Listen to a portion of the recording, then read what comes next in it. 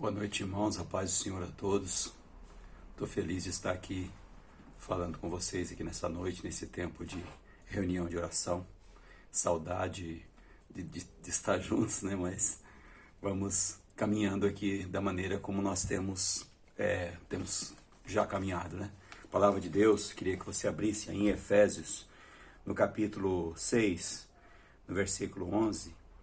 Nós vamos ler o versículo 11 e depois o versículo de 18 até o 20.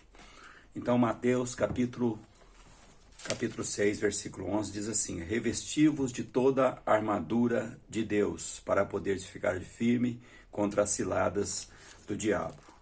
Versículo 18, desse mesmo capítulo 6, diz assim: com toda a oração e súplica, orando em todo o tempo no Espírito, e para isto vigiando, com toda a perseverança e súplica por todos os santos.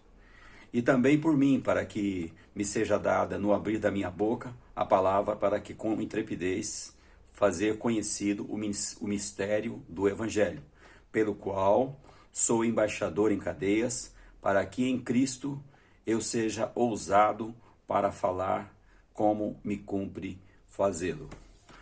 Amém. Graças a Deus. Eu queria falar com vocês hoje sobre o tema oração, suporte da armadura do cristão, né? Suporte da armadura do cristão. Eu estava lendo um texto, queria até compartilhar com você, em 2 Coríntios, no capítulo 2, 2 Coríntios, capítulo 2, interessante um texto, um versículo 11 dele diz o seguinte: para que Satanás não alcance vantagem sobre nós, pois não lhe ignoramos os desígnios. Esse texto aqui de 2 Coríntios capítulo 2, ele está tratando ali da readmissão de um penitente na igreja. A impressão que a gente tem aqui é que alguém havia pisado na bola, havia errado, e ali eles estavam então questionando ali com Paulo a respeito de perdoar, de readmitir. E Paulo, no versículo 10 desse mesmo capítulo 2, ele diz assim: a quem perdoais alguma coisa, também eu perdoo, porque de fato o que tenho perdoado, se alguma coisa tenho perdoado, por causa de vós o fiz na presença de Cristo, para que Satanás não alcance vantagem sobre nós, pois não lhe ignoramos os desígnios, né? É interessante que no capítulo 2 de Efésios, do livro que nós estávamos, no capítulo 6, há um texto que eu gosto muito ali, que fala assim: ele vos deu vida, estando vós mortos nos vossos delitos e pecados, nos quais andastes outrora segundo o curso deste mundo, segundo o príncipe da potestade do ar, do espírito que agora atua nos filhos da desobediência, entre os quais, versículo 3, entre os quais também todos nós andávamos outrora, segundo a inclinação da nossa carne, fazendo a vontade da carne e dos pensamentos, e éramos, por natureza, filhos da ira, como também os demais. Esses dois textos que eu compartilhei com você, é interessante, lá naquele capítulo 2 de 2 Coríntios, versículo 11, Paulo não menciona ali, né, que ele estava preocupado ali, nem mesmo com a questão da carne e nem com a questão do mundo, né? Como diz aqui o texto, né? O texto aqui de Efésios 2 fala que quando nós estávamos mortos nos nossos delitos e pecados, a nossa vida era marcada por isso, né? Andando segundo o curso do mundo, andando segundo a potestade do ar, o príncipe das trevas, que é o diabo, e andando segundo as inclinações da carne. Essas três fontes que trabalham contra nós, né? Ele não menciona aqui os outros dois, ele menciona apenas o diabo, né? Quando ele diz lá, para que Satanás não alcance vantagem sobre nós. Então, a importância, queridos, de nós termos essa percepção, né? Essa percepção de que quando o texto aqui de Efésios 6 fala da armadura de Deus, para estar firmes contra as ciladas do diabo, o próprio texto já vai explicando para nós, mostrando para nós que ele age por meios de ciladas, né? E depois dessa palavra que ele dá aqui, ele dá uma série de peças ali daquela armadura, que eu penso aqui, quase com certeza, que ele se inspirou ali na indumentária ali de um soldado romano, né? Que ele esteve preso nas prisões romanas. E ele então vai falar lá da armadura, né? Vai falar da couraça da justiça. Ele vai falar também dos calçados do evangelho, ele vai falar do escudo da fé, né? Ele vai falar da espada do espírito. Ele vai dar todas as peças, vai descrever todas as peças da armadura.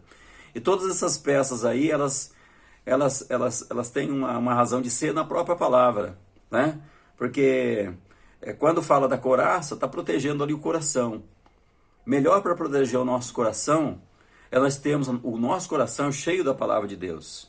Melhor para nós andarmos da maneira como Deus quer que nós andemos, é nós andarmos com os calçados do Evangelho da paz, né? Calçai os pés com a preparação do Evangelho da paz. Então todas essas peças da armadura que ela tem a ver com a palavra de Deus. Mas o que é interessante aqui é que quando depois ele descreve todas essas peças da armadura, ele vai dizer lá no versículo 18, que nós lemos, né? Que diz assim, olha, com toda oração e súplica, orando em todo o tempo, e ele vai dizendo, vai falando a respeito do que eu entendo aqui como suporte dessa armadura. Ou seja, não basta somente nós conhecermos a armadura, não basta nós conhecermos somente as astúcias do inimigo, né? Quando Paulo fala lá em 2 Coríntios 2:11, ele fala assim, porque não lhe ignoramos os desígnios, né? Então, a melhor maneira de nós nos prepararmos contra o inimigo é nós conhecermos o inimigo com o qual nós estamos lutando. Tanto é que esse texto aqui, lá no versículo 12, ele vai dizer assim, olha, porque a nossa luta não é contra a carne. Então a primeira coisa que fala aqui antes de citar as peças da armadura, é nós identificarmos o nosso inimigo.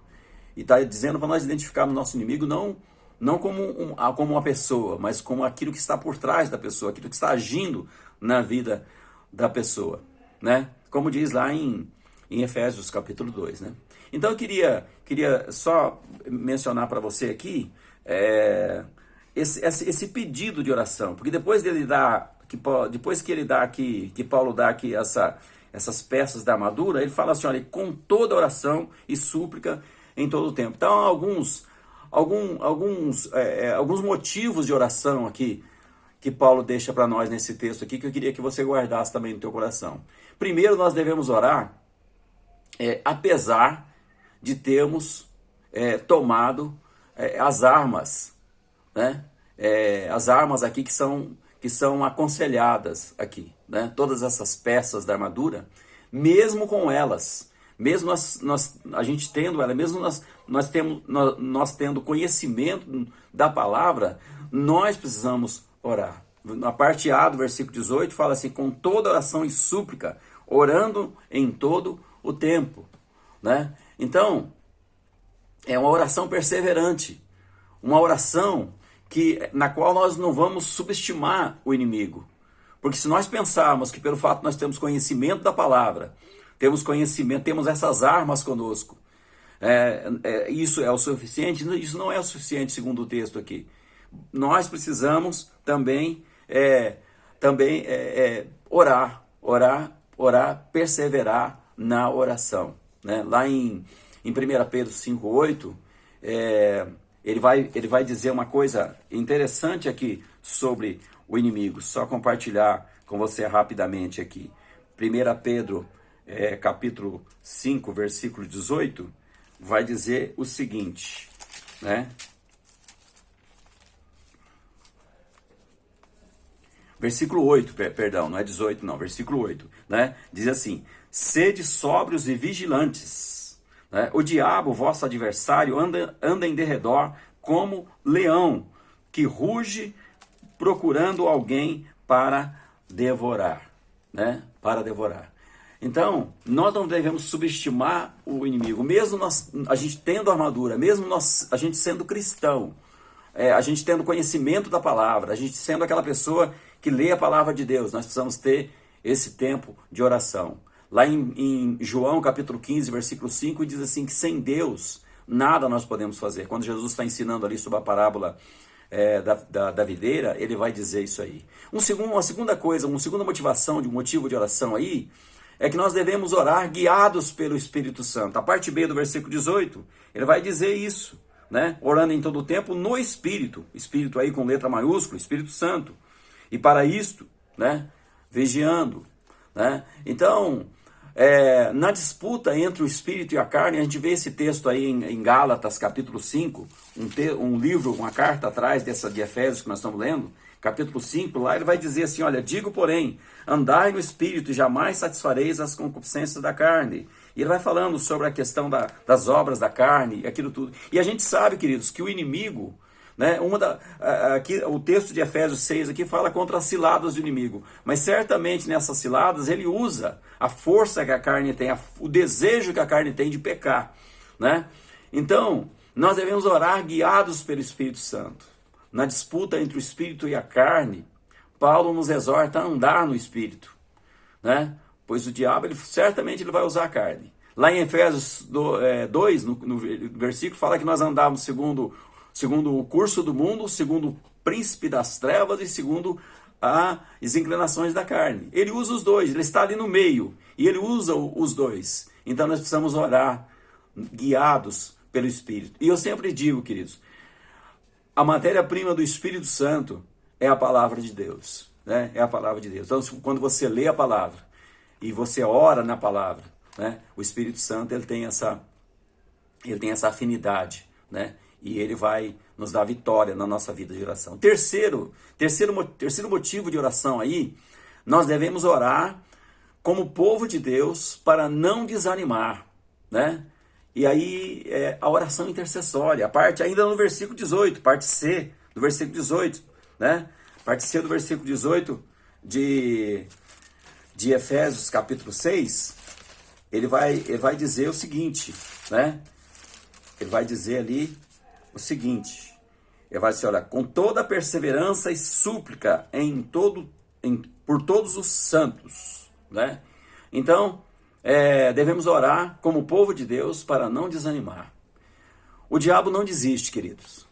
Lá em Lucas, no capítulo 4, versículo 13, nós vemos ali a tentação de Jesus quando ele está ali no deserto. O diabo se apresenta para questionar, para colocar dúvidas, né?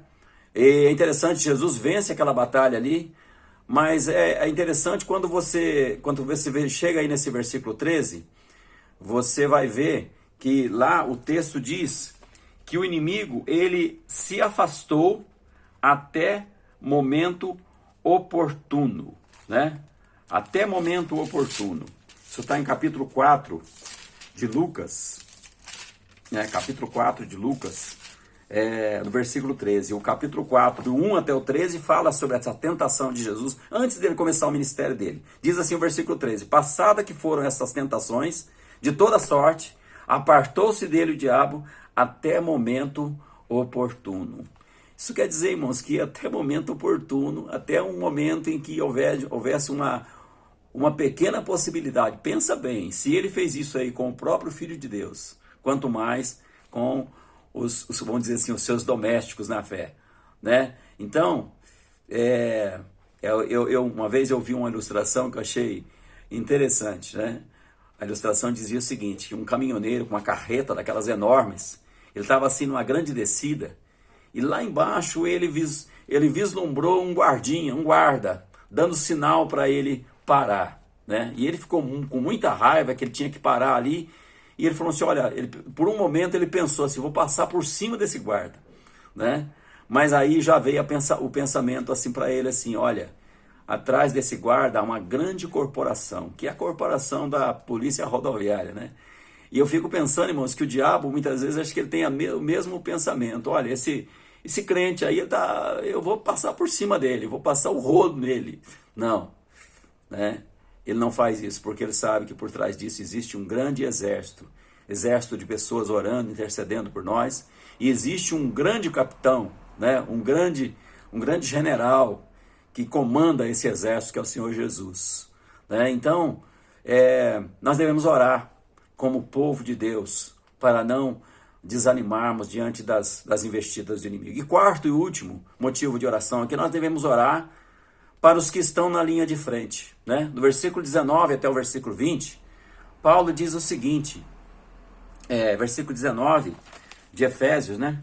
Capítulo 19 a 20, diz assim: também por mim, para que me seja dada no abrir da minha boca, né, a palavra, para com intrepidez fazer conhecido o mistério do Evangelho, pelo qual sou embaixador em cadeias, para que em Cristo eu seja ousado para falar como me cumpre fazê-lo. Então, queridos, nós devemos orar para aqueles que estão na linha de frente.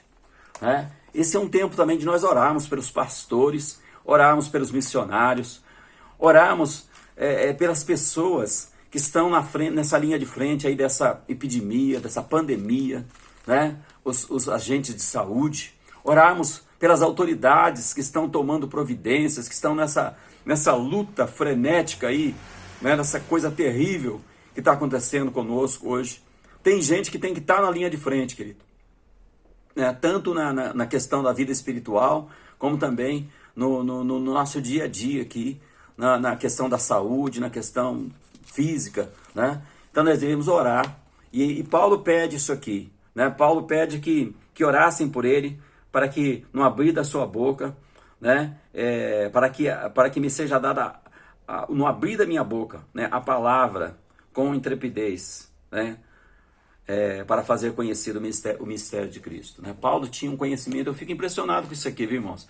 Porque Paulo tinha um conhecimento muito grande das Escrituras, um conhecimento muito grande teologicamente falando, mas mesmo assim ele diz assim, olha, isso aqui, ore para que haja esse momento aqui, para que no momento que eu for falar, eu fale, não movido por aquilo que eu aprendi aí dos homens, mas movido por aquilo que Deus colocar no meu coração, aquilo que Deus colocar no meu coração.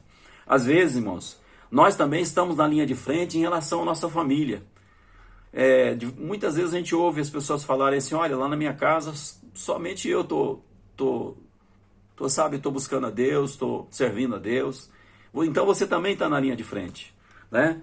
E eu creio que a mesma oração que Paulo pediu aqui deve ser a nossa oração. Senhor, me dá intrepidez, me dá a palavra correta para me falar, porque às vezes nós falamos a palavra, parece que às vezes as coisas, em vez de melhorar, as coisas pioram, né, irmãos? Mas nós devemos, se a palavra é de Deus, irmãos, não tem como, né? A Bíblia diz lá em Isaías, capítulo 55, que ela não volta para ele vazia, mas ela faz o que lhe apraz, né? E ele fala também, no versículo 20, ele fala assim, olha, que eu sou embaixador em cadeias, para que em Cristo eu seja ousado. Ele pede também para que orassem, para que ele tivesse essa ousadia, né, de falar, né, essa ousadia de falar, porque eu creio que muitas pessoas hoje em dia têm perguntado, né, puxa vida, por que Deus tem permitido que aconteça tudo isso? Qual que é o propósito? Qual que é o fim de tudo isso? Há muitas interrogações, há muitas coisas assim, muitas coisas que as pessoas têm questionado ultimamente. Mas nós devemos orar para que nos seja dada essa ousadia, nos seja dada a intrepidez, como Paulo pede aqui. Então eu queria que você guardasse isso no teu coração, né? Esta oração aqui que Paulo pede aqui que seja feita, né? Mesmo depois de tomada toda a armadura, mesmo depois de guardado lá o coração, né?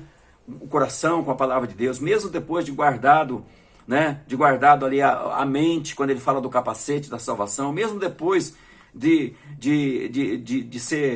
estar com o escudo da fé, numa defesa contra os dardos inflamados do maligno, né? Mas que, apesar de tudo isso, mesmo com tudo isso, nós possamos ser pessoas de oração. Amém? Eu queria orar por você agora, para que Deus estivesse abençoando a sua vida e te dando essa percepção aqui, como Paulo ensina para nós aqui nesse texto. Amém? Feche os teus olhos aí onde você está. Talvez hoje seja aquele momento de você colocar, sabe, aquela necessidade, aquela luta, aquela dificuldade, e você está ouvindo essa palavra aqui, e você de repente está percebendo que o inimigo está levando vantagem também sobre a sua vida em alguma área da sua vida. Enfim, seja qual for. Eu gosto de pensar, queridos, que toda vez que nós ouvimos a palavra de Deus, Deus está dando uma oportunidade para nós. Deus está dando uma oportunidade para que a gente possa tomar uma posição, uma decisão sobre aquilo que nós ouvimos a palavra. Então eu queria que você fizesse isso agora, em nome de Jesus. Amém? Pai de amor, Deus de misericórdia, te louvamos, Senhor Deus, por esta noite, por estarmos juntos aqui, pela bênção, Deus, de poder, ó Deus, abrir a tua palavra e ver, assim, tantos conselhos, tantos princípios aqui, ó Deus, na tua palavra, princípios que são princípios do Senhor, ó Pai. E agora cada pessoa que está ouvindo, que vai estar ouvindo, ó Deus, esta mensagem, ó Deus, e depois de ouvirmos essa mensagem, o Senhor sabe, Deus, se alguém agora está tomando alguma decisão a respeito de alguma coisa, ó Deus, que precisa da ação, do poder do Senhor, e nós aprendemos nesse texto, ó Senhor, que a nossa oração, ela vale muito aqui, ela está aqui numa posição estratégica aqui, que depois de nós termos a armadura do Senhor, nós ainda devemos permanecer, estarmos firmes numa vida de oração. Então abençoa, repreende, Deus, o inimigo.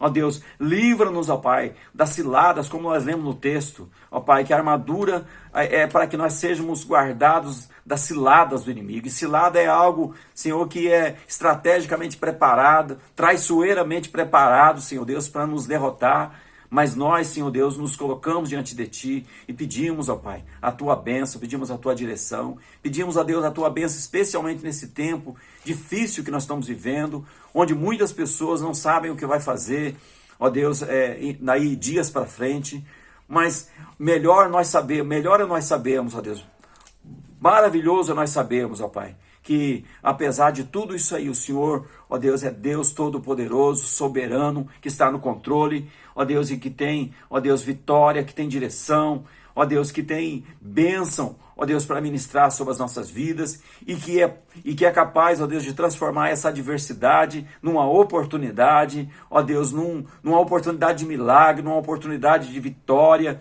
ó Deus, de crescimento, ó Deus, de prosperidade, enfim.